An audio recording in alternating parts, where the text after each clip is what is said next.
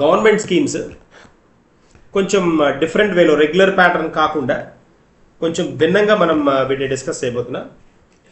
భిన్నంగా in the sense exam point of వ్యూలో ఉపయోగపడే విధంగా. అంటే ఇక్కడ నేను హైలైట్ చేసిన పాయింట్స్ ఏంటి అని అంటే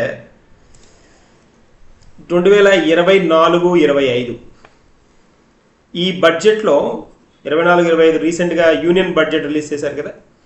యూనియన్ బడ్జెట్ వచ్చింది అండ్ ఏపీ బడ్జెట్ కూడా వచ్చింది. దానిలో యూనియన్ బడ్జెట్కి సంబంధించి ఏవేవైతే స్కీమ్స్ వాటికి రిలేటెడ్గా ఏవైతే హైలైట్ చేశారు అంటే వీళ్ళు అమౌంట్స్ అలొకేట్ చేశారు. అమౌంట్స్ ఏవేవైతే స్కీమ్స్కి అలొకేట్ చేశారో ఆ స్కీమ్స్ని నేను డిస్కస్ చేస్తున్నాను. ఆ స్కీమ్స్లో రీసెంట్గా వచ్చిన చేంజెస్ని నేను హైలైట్ చేసుకుంటూ వస్తున్నాను. దాదాపుగా అలాంటి స్కీమ్స్ మనకు ఒక 15 స్కీమ్స్ ఉన్నాయి. ఈ 15 స్కీమ్స్ కనుక మనం హోల్డ్ చేస్తే కనీసం ఇక్కడ నుంచి 2 మార్క్స్, మినిమం 2 మార్క్స్, మ్యాక్సిమం మీకు 5 మార్క్స్ దాకా రావడానికి కూడా స్కోప్ ఉంటుంది.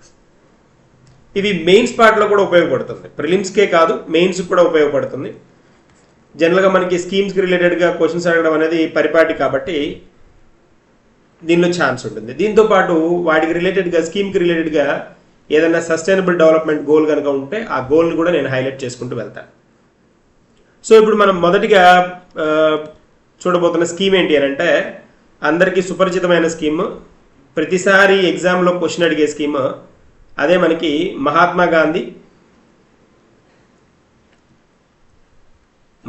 గాంధీ నేషనల్ రూరల్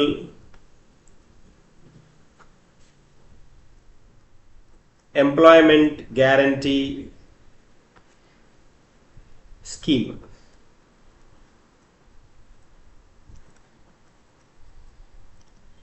దీన్ని మనం తెలుగులో ఉపాధి హామీ పథకం అంటాం. సో దీనిలో ఇది అందరికీ తెలిసిన పార్టే. స్కీమ్ ఖచ్చితంగా ఇంపార్టెంట్ స్కీమ్ కూడా. దీనికి రిలేటెడ్గా కొన్ని నేను పాయింట్స్ని హైలైట్ చేసుకుంటూ వస్తాను. రీసెంట్గా దీనిలో కొన్ని చేంజెస్ తీసుకొచ్చారు ఈ స్కీమ్లో. మనకు తెలుసు ఇది ఎంప్లాయ్మెంట్ స్కీమ్ అని. ఎంప్లాయ్మెంట్ స్కీమ్ ఇది అంటే ఉపాధి హామీ అంటున్నాం కదా, ఖచ్చితంగా ఇన్ని రోజుల ఉపాధిని కలిగిస్తాము అని చెప్పే పథకం. దీనిలో ఏంటి అని అంటే 100 రోజుల 100 days మనకి ఉపాధిని ఖచ్చితంగా సంవత్సర కాలంలో ప్రభుత్వం ఏం చేస్తుందంటే ప్రొవైడ్ చేస్తుంది. ఇలాంటి ఎంప్లాయ్మెంట్ స్కీమ్సే ఉన్నాయి, కానీ ఇది హామీ ఇచ్చే పథకం, గ్యారంటీ. ఇక్కడ ఎంప్లాయ్మెంట్ గ్యారంటీ స్కీమ్, హామీ కదా, గ్యారంటీ అంటే హామీ ఇచ్చే పథకం. సో దీని కనుక ఈ పథకం కనుక మనం చూస్తే దీనిలో కొన్ని చేంజెస్ తీసుకొచ్చింది గవర్నమెంట్. వాటిని మనకి 2023-24లో కూడా బడ్జెట్ ఫినాన్షియల్ ఇయర్లో తీసుకొచ్చిన చేంజెస్ ఏమైతే ఉన్నాయో 23-24 ఫినాన్షియల్ ఇయర్లో ఈ పర్టికులర్ పథకంలో తీసుకొచ్చిన స్కీమ్స్లో మొట్టమొదటిది ఏంటి అంటే ఉమెన్ పార్టిసిపేషన్ ట్రెండ్స్ అంట. విమెన్ పార్టిసిపేషన్, ఈ పర్టికులర్ పథకంలో పనిచేసే విమెన్కి రిలేటెడ్గా కొన్ని చేంజెస్ తీసుకొచ్చారు. Significant surge in the women's participation, improvement తీసుకొచ్చారు. విమెన్ పార్టిసిపేషన్ ఏదైతే ఉందో దానిలో కొంత సర్చ్ ఇంప్రూవ్మెంట్ తీసుకొచ్చారు, making a historic high in the current financial year of 2023-24. So women participation trends కనుక మనం ఇక్కడ చూస్తే there has been a gradual increase in the women participation over the last decade, with the percentage rising from 53.19% during the COVID-19 outbreak in 2021 కదా. 2020-21 సంవత్సరంలో 53.19% ఉన్న women participation వీళ్ళు 2023 అంటే current పార్ట్కి వచ్చినప్పటికి 2023-24 వచ్చినప్పటికీ ఈ నెంబర్ని వీళ్ళు 59.25కి తీసుకొచ్చారు. ఇంక్రీజే కదా ఇక్కడ ప్రీవియస్ ఇయర్తో పోస్తే. దానిలో కూడా సదరన్ స్టేట్స్, పర్టికులర్గా సదరన్ స్టేట్స్ దక్షిణ భారతదేశ రాష్ట్రాలైన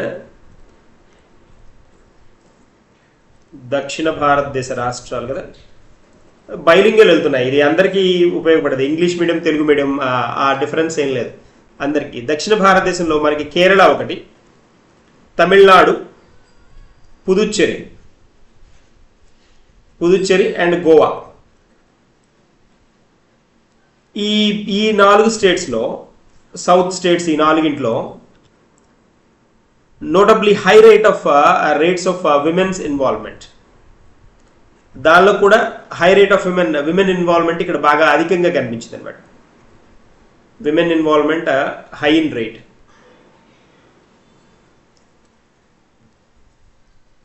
దిస్ అ పార్ట్ ఈ 4 స్టేట్స్లో.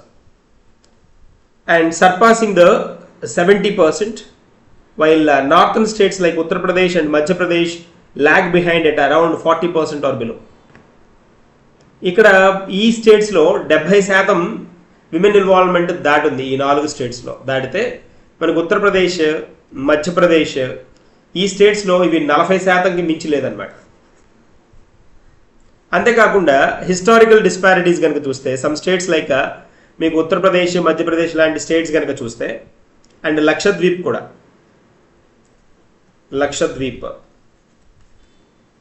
recent improvements in women participation rates in the ongoing financial year attributed to incremental percentages.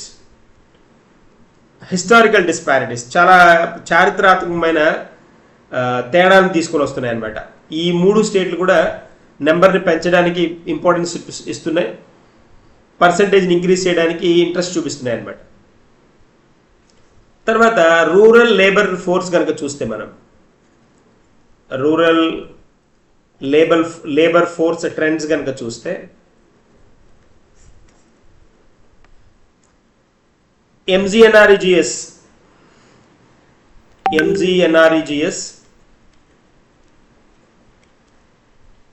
beyond MGNREGS, the periodic labor force survey ఒకటి ఎవ్రీ ఇయర్ కండక్ట్ చేస్తారన్నమాట by ministry of statistics and programme implementation. MOSPI. So వీళ్ళు introduce చేసిన statistics ప్రకారం female labour force participation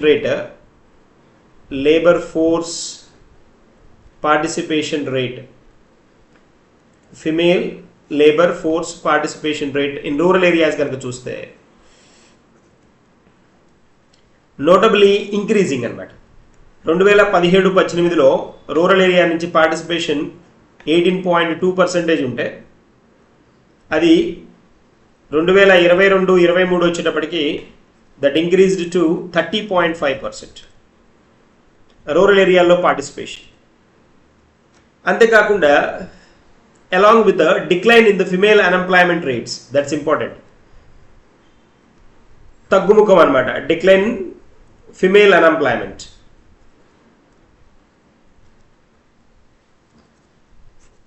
female అన్ఎంప్లాయ్మెంట్లో decline కనిపిస్తోంది అంటున్నాడు.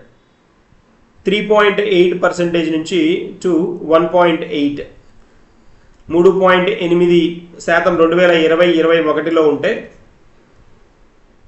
21 కూడా కాదు, ఇంకా ముందే 2017-18కి వీళ్ళు అబ్జర్వ్ చేసిన 3.8, 2022-23కి వచ్చేటప్పటికి అది డిక్రీజ్ అయ్యి 1.8%కి వచ్చింది ఫిమేల్ అన్ఎంప్లాయీస్ అనమాట. సో ఈ సందర్భంలో మనం ఒక్కసారి కనుక ఈ స్కీమ్ గురించి కొన్ని పాయింట్స్ కనుక హోల్డ్ చేసుకుంటే,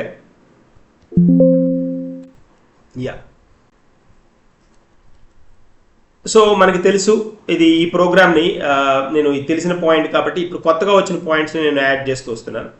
ఈ ప్రోగ్రామ్ మనకి తెలుసు 2005లో లాంచ్ చేశారని by ministry of rural development కదా. మినిస్ట్రీ ఆఫ్ రూరల్ డెవలప్మెంట్ ఈ ప్రోగ్రామ్ని స్టార్ట్ చేసింది 2005లో అని మనకు తెలుసు, 2005లో. It provides a legal guarantee for 100 days of employment in every financial year to adult members of any rural household willing to do public work related unskilled manual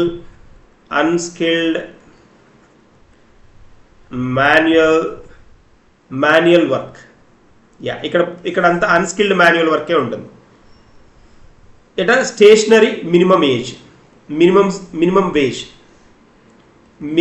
veg దగ్గర minimum వేజ్కి వీళ్ళు పనిచేయాల్సిన అవసరం వస్తుంది. దాదాపుగా 2023-24లో వీళ్ళు చెప్పిన నెంబర్ ఎంత అంటే దీనిలో అప్పటికి ఉన్న వర్కర్స్ సంఖ్య, active workers 14.32 crores active workers అనమాట. ఇంకా మేజర్ ఫీచర్స్ కనుక చూస్తే మనం MGNREGA's design is its legal guarantee. దీని స్పెషాలిటీ ఏంటి అని అంటే హామీ అనేది దీని speciality. Ensuring that any rural adult can request work and must receive it within 15 days. Rural ఏరియాల్లో any rural adult can request work. నాకు వర్క్ కావాలి అని అడగచ్చు, నాకు వర్క్ని ప్రొవైడ్ చేయండి అని అడగచ్చు. And must receive with in 15 days. 15 రోజుల్లో వాళ్ళకి వర్క్ను కూడా ప్రొవైడ్ చేయాలి. ఇది ఒక స్పెషల్ థింగ్. ఇలాంటివి ఎందుకు హైలైట్ చేసి చెప్తున్నాను అని అంటే స్కీమ్స్ గురించి అడిగినప్పుడు ఇలాంటివి అడుగుతాడు. ఇలా rural adult can request for work and must receive with in 15 days అని ఒక అసెర్షన్ కింద, ఒక పాయింట్ కింద ఇస్తాడు. అది కరెక్టా లేదా అనేది మనం జస్టిఫై చేయాలి అన్నప్పుడు we should know this point కదా. If this commitment is not met, ఒకవేళ ఇలా కనుక ప్రొవైడ్ చేయలేకపోతే and unemployment allowance must be provided. That's a point. Unemployment allowance provide చేయాలి. ఒకవేళ కనుక వాళ్ళకి కనుక ఇలా జాబ్ చూపించలేని పరిస్థితిలో ఖచ్చితంగా ప్రొవైడ్ చేయాలి అన్ఎంప్లాయ్మెంట్ అలవెన్స్ని. 15 రోజుల్లో కనుక prove ఇవ్వలేకపోతే. It requires that priority shall be given to women in such a way that at least 1/3 of the beneficiaries shall be women who have registered and requested for work. ఖచ్చితంగా దీనిలో 1/3 women ఉండేటట్టు చూసుకోవాలి. ఈ work ఫోర్స్లో ఇక్కడ పనిచేసే ప్రతి 10 మందిలో కనీసం 33% మంది విమెన్ ఉండే విధంగా చూడాలి. అదే కదా 1/3 అంటే. That is a point. So అలా ఖచ్చితంగా విమెన్ ఉండేటట్టుగా హోల్డ్ చేసుకోవాలి. అది ఇంపార్టెంట్ వన్. తర్వాత ఇంకా కొన్ని పాయింట్స్ మనం చూస్తే సెక్షన్ 17 రాజ్యాంగపరంగా సెక్షన్ 17 సెక్షన్ కనుక మనం చూస్తే సెక్షన్ 17 ఆఫ్ ద MGNREGA దీనిలో సెక్షన్ 17 ఏం చెప్తుందంటే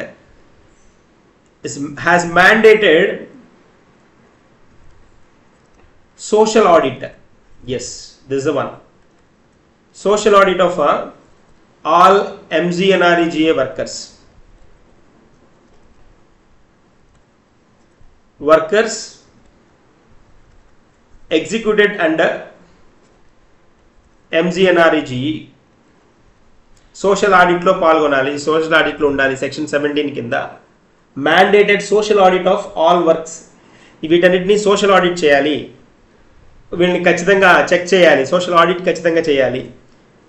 ఇంప్లిమెంటేషన్ ఏజెన్సీ ఎవరు అని అంటే ఈ programme ministry of rural development, government of ఇండియాకి సంబంధించిన ministry of rural development is monitoring the entire implementation of the scheme in association with the state government. ఇలాంటివి కూడా ఇంపార్టెంట్ పాయింట్స్ కదా. ఓన్లీ సెంట్రల్ గవర్నమెంట్ పరిధిలోనే ఉంటుంది అని అనకూడదు. సెంట్రల్ గవర్నమెంట్స్ రూరల్ మినిస్ట్రీతో పాటు స్టేట్ గవర్నమెంట్స్. ఇక్కడ సోషల్ ఆడిట్ ఉందా, సోషల్ ఆడిట్ ఉంది, సోషల్ ఆడిట్ చేయరు అనే పాయింట్ అని అంటే నో, సోషల్ ఆడిట్ ఖచ్చితంగా మస్ట్. తర్వాత 2023లో అచీవ్మెంట్స్ కనుక చూస్తే 2022-23 అచీవ్మెంట్స్ కనుక మనం చూస్తే దాదాపుగా 11.37 crore అకౌంట్స్ ఓపెన్ చేశారు. రీసెంట్గా మనం 23-24 కూడా చెప్పుకున్నాం కదా. 23-24 23-24 కనుక చూస్తే మనం దాదాపుగా 14.32 crores అయ్యారు వీళ్ళు యాక్టివ్ వర్కర్స్ అనమాట. 2022-23లో యాక్టివ్ వర్కర్స్ 11 crores ఉండేవాళ్ళు, 11.3 crores. అదే నెక్స్ట్ ఇయర్కి వీళ్ళు 14.32 crores అయ్యారు. దట్స్ అ స్పెషల్ థింగ్ కదా. దాదాపుగా వీళ్ళు చెప్తున్నా అంటే అక్కడ కాంటెక్స్ట్ కనుక మనం అబ్జర్వ్ చేస్తే 22-23 కాంటెక్స్ట్ 2022-23 సందర్భానికి 2022-23లో మనం అబ్జర్వ్ చేస్తే ఇక్కడ వీళ్ళు తీసుకున్న ఆడిట్ ప్రకారం 56.19% విమెన్ యాక్టివ్ వర్క్లో ఉన్నారు. తర్వాత 19.75% స్కెడ్యూల్డ్ క్యాస్ట్ దీనిలో ఇన్వాల్వ్ అయి ఉన్నారు ఈ యాక్టివ్ వర్క్స్లో. 17.47% ఎస్టీస్ ఇన్వాల్వ్ అయి ఉన్నారు ఈ వర్క్లో. స్టాటిస్టిక్స్ చెప్పడం ఏంటంటే 2022-23. అలాగే ఈ ప్రోగ్రామ్ ఇంట్రడ్యూస్ చేయడంలో కొన్ని ఛాలెంజెస్ కూడా ఉన్నాయి, కొన్ని ఇబ్బందులు కూడా ఉన్నాయి. Most states have fail to disburse wages with in 15 days. ఇది ఒక పెద్ద ప్రాబ్లం ఏంటి అని అంటే వేజ్ డిస్ట్రిబ్యూషన్ చాలా స్టేట్స్ 15 రోజుల్లో వ్యవధిలో చేయలేకపోతున్నాయి. ఎంజీఎన్ఆర్ఈజీఏ 15 రోజుల్లో పే చేయాలి అని చెప్తోంది, అయినా కూడా 15 daysలో చేయలేని స్టేట్స్ చాలా ఉన్నాయి. డిలే పేమెంట్ ఆఫ్ వేజెస్ ఉండడం ఒకటి. తర్వాత there is ample evidence by now including an admission by the ministry of finance that delays in wage payments are consequence of insufficient funds లేకపోవడం ఒక కారణం, దానికి ఒక రీజన్గా చెప్తున్నారు అనమాట. తర్వాత ఇంకొకటి ఏంటి అని అంటే క్యాస్ట్ బేస్డ్ సెగ్రిగేషన్ కనుక మనం చూస్తే, ఇందాక ఆల్రెడీ క్యాస్ట్ బేస్డ్ సెగ్రిగేషన్ చూసాం. There were significant variation in delays by caste, while 46% of the payments to ఎస్సీస్ and 37% payment dues delays for STs అనమాట. ఈ క్లాసిఫికేషన్ కూడా ఉంది. వీళ్ళలో కూడా కమ్యూనిటీలో దాదాపుగా ఈ ఎస్సీస్కి వచ్చేటప్పటికి వీళ్ళకి డిలే పార్ట్ వచ్చేటప్పటికి scheduled క్యాస్ట్కి while 46% of the payments to SC and 37% to STs. This is a context anamata. Workers were completed in mandated 7-day period. It was a dismal 26% of non-SC ST workers. So adi consider cheyakaledu anukondi. The negative impact of the caste based segregation was felt acutely in poor states. ఈ classification ఎక్కడ కనిపిస్తోంది అని అంటే like మనకి మధ్యప్రదేశ్లో కానీ, జార్ఖండ్లో కానీ, ఒడిస్సాలో కానీ, వెస్ట్ బెంగాల్లో ఇలాంటి స్టేట్స్లో పూర్ స్టేట్స్ అంటాం కదా, బీమారు స్టేట్స్ అంటారు, వీటినే బీమారు స్టేట్స్ అంటారు. బీమారు, బీహార్, మధ్యప్రదేశ్, రాజస్థాన్, ఉత్తరప్రదేశ్, ఈ స్టేట్స్లో బీమారు స్టేట్స్లో కనిపిస్తోంది. ఇప్పుడు కాంటెక్స్లో వీటితో పాటు మనకి ఒడిస్సా కూడా ఉంది, ఒడిస్సా ఒకటి, వెస్ట్ బెంగాల్లో కూడా కనిపిస్తుంది.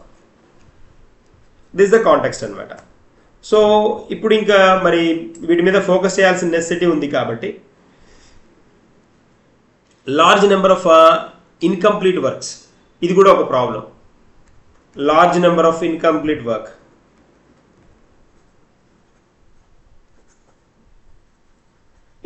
ఇదొక ఛాలెంజ్ అనమాట.